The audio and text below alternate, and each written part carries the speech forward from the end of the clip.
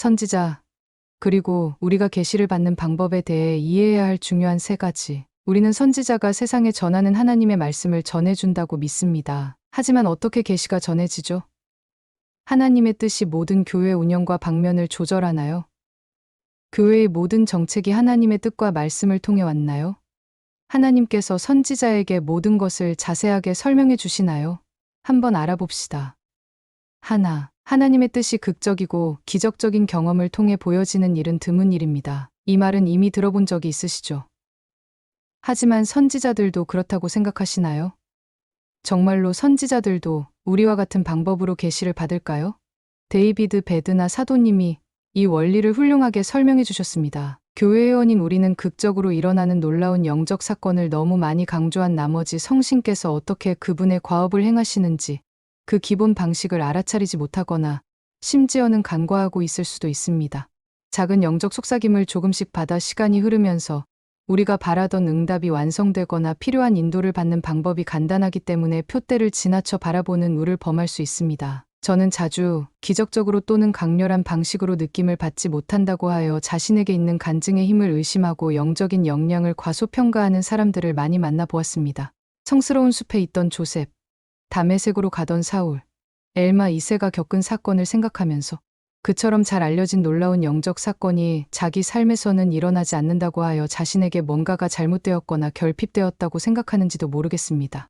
이와 비슷한 생각이나 의심이 든다 해도 여러분은 지극히 정상이라는 점을 아셔야 하겠습니다.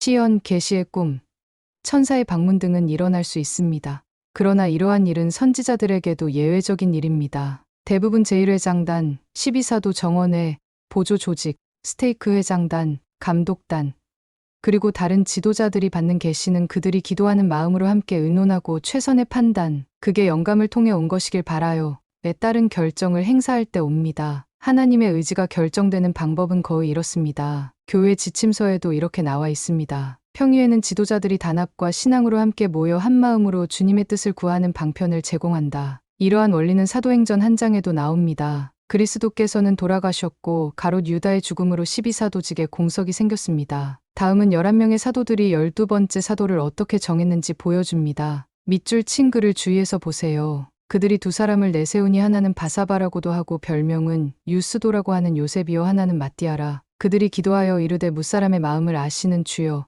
이 두 사람 중에 누가 주님께 택하신 바 되어 봉사와 밑사도의 직무를 대신할 자인지를 보이시옵소서. 유다는 이 직무를 버리고 제 곳으로 갔나이다 하고 제비 뽑아 마띠아를 얻으니 그가 11사도의 수에 들어가니라. 이 구절들을 통해 몇 가지를 분명히 알 수 있습니다. 하나, 11명의 사도들은 하나님께서 누구를 12번째 사도로 임명하실지 알고 싶었습니다. 둘, 11명의 사도들은 영감받은 표결을 통해 마띠아를 선택했습니다. 자, 그러면 누가 마띠아를 선택한 걸까요? 하나님 아니면 사도들? 정답은 바로 둘 다입니다. 11명의 사도들은 서로 상의하였고 결정을 내렸으며 하나님은 그 결정을 찬성하셨습니다. 이와 같은 일이 현대 12사도 정원회에서도 일어납니다. 매주 솔트레이크 성전에서 함께 모여 하나님의 뜻을 찾는 데 힘씁니다. 그리고 모두가 결정에 동의할 때 행동으로 옮깁니다. 모든 시나리오가 옳고 그름으로만 나뉘는 것은 아닙니다. 11명의 사도들은 가롯 유다의 빈자리를 마띠아로 채웠습니다. 그렇다면 바사바는 양의 탈을 쓴 늑대였다는 뜻일까요? 바사바가 사도의 부름을 수행하기에 부족한 사람이었나요? 꼭 그렇지만은 않습니다. 아마 바사바도 부름을 훌륭하게 해냈을 것입니다. 결정이 언제나 옳고 그름으로 나뉘는 것은 아닙니다. 때때로 하나 이상의 옳은 결정이 있을 수 있죠. 주님께서는 마띠아와 바사바 둘 중에 누가 사도가 되었어도 괜찮았을 것입니다. 최근 공사도님과 수아레즈 사도님이 새롭게 12사도 정원회에 부름 받았습니다. 이것이 주님께서 지구상의 모든 사람들 중에 사도가 되기에 합당하다고 느끼는 사람이 이 두 분뿐이었기 때문인가요? 아닐 겁니다. 대부분 주님은 필요가 있다는 것을 알리시고 12사도 정원회에 빈자리가 있구나, 우리가 기도하는 마음으로 최선의 결정을 내리도록 하십니다.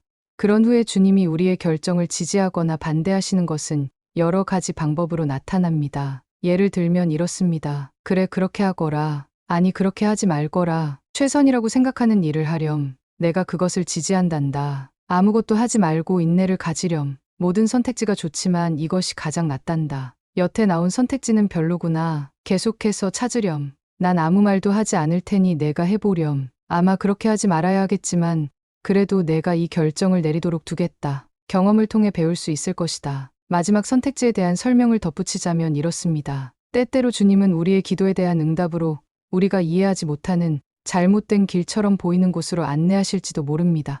그리고 필요한 때에 우리의 반대 없이 확실하게 올바른 길로 데려다 주실 수 있습니다. 물론 주님께서 우리를 죄의 길로 이끄는 일은 절대 없습니다. 그러나 소중한 경험의 길로 이끄실 수 있습니다.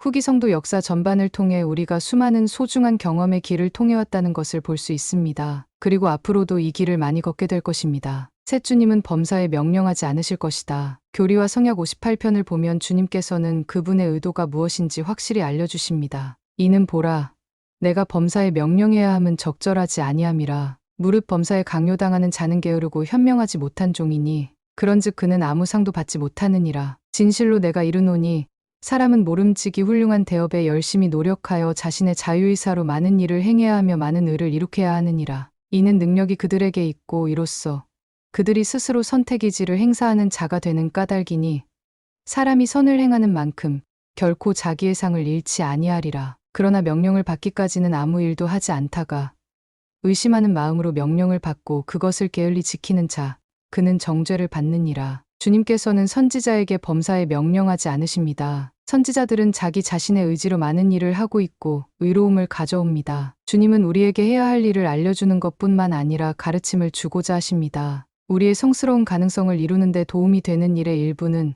우리가 스스로 결정을 내리도록 배우는 것입니다. 그렇기 때문에 우리는 선지자들도 때때로 실수를 할 것입니다. 이것이 배움의 길입니다. 찬송가에 있는 수많은 노래들, 하나님께서 각각 하나씩 보시고 찬송가에 있기 합당하다고 말씀하셨을까요? 아닐 겁니다. 찬송가에 있는 노래 중 마음에 들지 않는 것이 있다고 하나님을 거역하는 일일까요? 그것도 아닐 겁니다. 감사하게도 하나님께서는 교회의 모든 일을 다 하나하나 세세하게 관리하지 않으십니다. 결론, 계시는 그리스도의 교회의 아주 중요한 특징 중 하나입니다. 현대의 선지자들은 수년간 계시를 받아왔습니다. 계시가 무엇인지, 계시가 올 때 인지하는 방법을 알고 있지요. 여러분과 저도 선지자와 같은 방법으로 계시를 받습니다. 우리가 계시에 대한 이해를 증진할 때 그리스도의 회복된 교회가 어떻게 운영되는지도 더 잘 이해하게 될 것입니다. 종교적 혼란 속에서 이를 이해하는 것은 영적 행복에 아주 중요한 일입니다. 우리가 계시의 신성한 선물을 통해 하나님께 가까이 나아가고자 하는 노력을 그분께서 축복하시길 소망합니다.